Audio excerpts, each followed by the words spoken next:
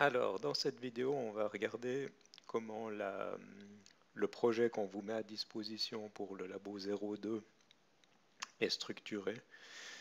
Donc, il s'agit d'une application client-serveur qui implémente un protocole applicatif très simple. Et on va regarder quelles sont les interfaces et les classes qui ont été définies. Donc, j'ai utilisé des codes de couleurs pour regrouper, catégoriser les différents éléments de l'application. Si on commence par la partie grise ici, on voit qu'on a deux classes qui ont été définies, roulette V1 et roulette V2 protocole. C'est des classes qu'on utilise pour définir un ensemble de constantes, comme les commandes qui sont utilisées par les clients pour interroger le serveur ou les ports par défaut.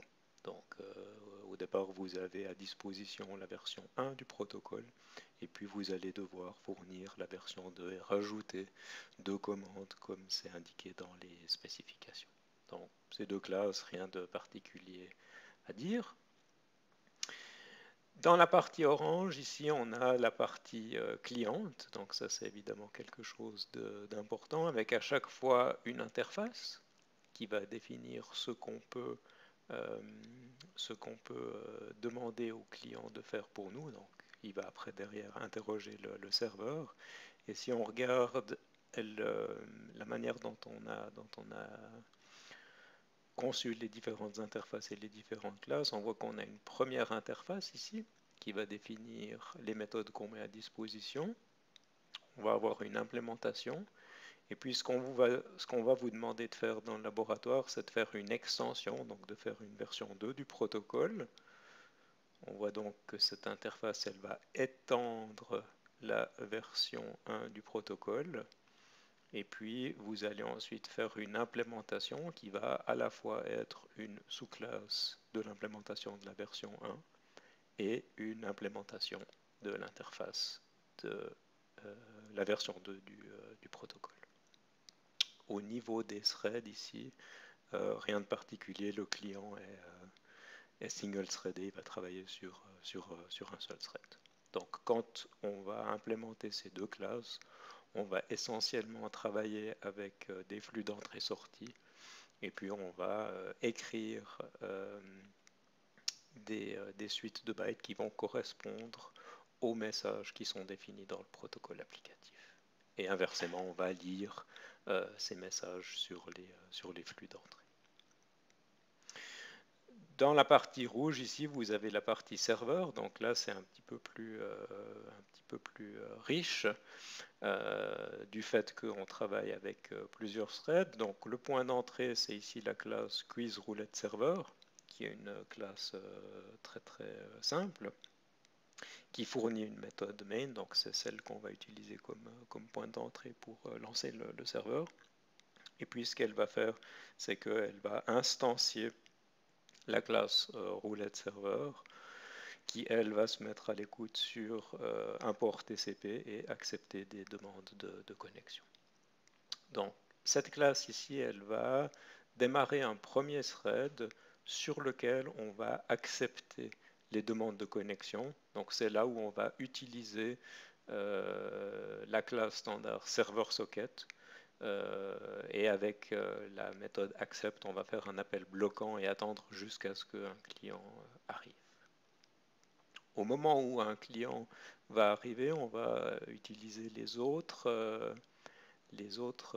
classes. On voit ici qu'on a une classe client worker. Sa responsabilité, c'est de gérer l'interaction avec un client qui s'est connecté. Donc, c'est ici qu'on va travailler sur un thread. On voit que cette classe, elle implémente l'interface standard Runnable. Maintenant, cette classe, elle ne va pas s'occuper de tous les détails. C'est pas elle qui connaît le format des messages, c'est pas elle qui connaît les commandes définies dans le protocole. Là, on voit qu'on a défini une interface iClientHandler avec à chaque fois une implémentation qui correspond à une version du protocole particulier. Donc c'est vraiment dans roulette V1 Client Handler et roulette V2 Client Handler que vous allez trouver le détail de l'implémentation spécifique au protocole. Donc, sur le même modèle, si on décidait, on pourrait réutiliser ces classes pour d'autres protocoles applicatifs et puis simplement utiliser d'autres implémentations. Si on regarde maintenant sur le reste du diagramme, on voit qu'on a ces classes et cette interface en bleu. Avec le protocole applicatif, ce qu'on fait, c'est qu'on peut ajouter des étudiants dans une base de données, qui est une base de données gérée en mémoire, et puis ensuite on peut tirer au sort des étudiants. Donc cette interface, elle définit les opérations qu'on peut faire sur une base de données d'étudiants. Donc c'est essentiellement rajouter, effacer le contenu de la base de données, choisir un étudiant au hasard. On a ensuite l'implémentation en mémoire. De nouveau, on ne va pas persister les données. Et puis on voit qu'on a défini ici une exception à nous, une exception de niveau applicatif. Si on demande de choisir un étudiant au hasard et qu'on n'a pas encore importé d'étudiants, alors on va lever cette exception.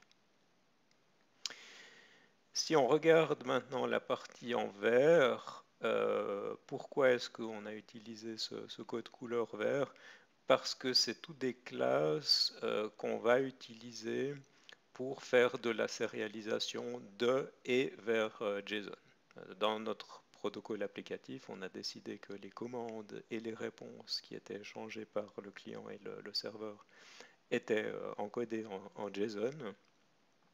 Cette classe ici, elle va permettre de prendre un objet Java standard, ce qu'on appelle un bojo, et elle va permettre de créer une représentation JSON de cet objet automatiquement. Et elle va permettre de faire la même chose, donc de prendre une chaîne de caractères JSON et de la transformer en objet. Donc si vous regardez le code, vous verrez qu'on est capable de désérialiser des étudiants, des listes d'étudiants, et puis des réponses qui sont envoyées par le serveur au client. Sur le schéma ici, on voit qu'on a juste deux commandes. Il y a d'autres commandes qui sont définies dans le protocole, mais on n'a pas fait d'implémentation. Si vous regardez la dernière chose dans le code, vous verrez que dans l'implémentation de cette classe, on a aussi du code qui est un peu spécifique au protocole, puisqu'on va donner la possibilité, on va fournir une méthode qui donne la possibilité d'importer des données. Donc on donne un flux d'entrée, un flux de sortie, qui dans notre cas va venir d'un socket, mais qui pourrait venir d'ailleurs. Et puis cette classe ici va récupérer les données, et chaque fois qu'elle lit une ligne, elle va créer un étudiant et le stocker dans la base de données. Voilà, avec ça on a fait le tour des classes, donc à vous maintenant d'aller plonger dans le code et puis de regarder les détails, mais vous avez la structure principale qui vous a été donnée.